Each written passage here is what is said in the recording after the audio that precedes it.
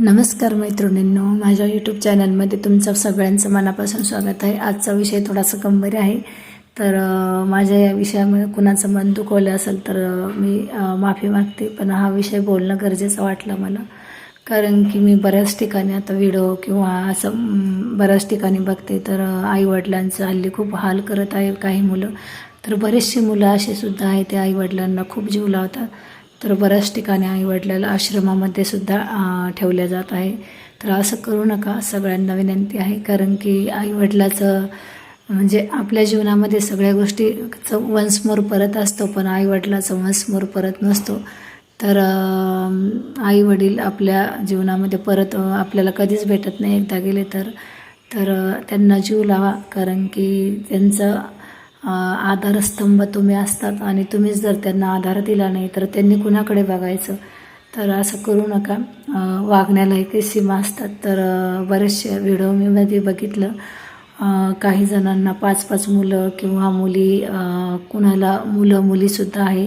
तर अशी सुद्धा मुलं मुली आईकडे लक्ष देत नाही किंवा अनाथाश्रमामध्ये त्यांना टाकत आहे। तर असं करू नका, आईवडील हेच खरं दैवत आहे आपलं। आपण जर देवाची पूजा नाही केली एक वेळेस तर चालतं, पण आईवडिलाची सेवा करा।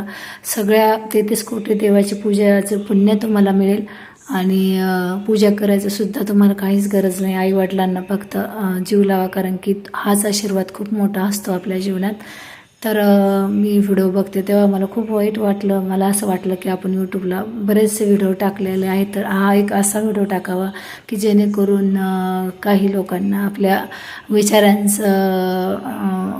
विचारांवर विचार करायला भाग पडेल। त्यामुळं मी हा व्हिडिओ बनवला आहे। तर खरंच सगळ्यांना विनंती आहे, असं करू नका। त्यांना जिवंतपणे त्यांचं सगळ्या इच्छा पूर्ण करा। त्यांच्या सगळा म्हणजे ज्यांना जे खावं वाटतं त्यांना ते खाऊ घाला।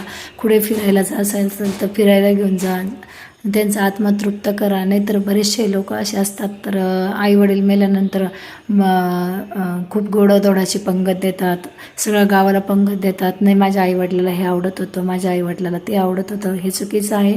मेल्यानंतर कावळा शिवतसुद्धा नसतो घासाला, कारण की तुम्ही जिवंतपणे त्यांना एवढे त्रास देतात, तर ते कावळा कसा शिवणार आहे का घासाला? तर जिवंत आहे तोपर्यंतच त्यांना जीव लावा। तर तुम्हाला काही पंगत द्यायची गरज लागणार नाही, कारण की जिवंत आहे तोपर्यंतच त्यांचा आत्मा तृप्त झालेला असतो आणि तुम्हाला ते आशीर्वाद देऊनसुद्धा जाईल। तर माझी माहिती कशी वाटली नक्की लाईक सबस्क्राईब करा। धन्यवाद।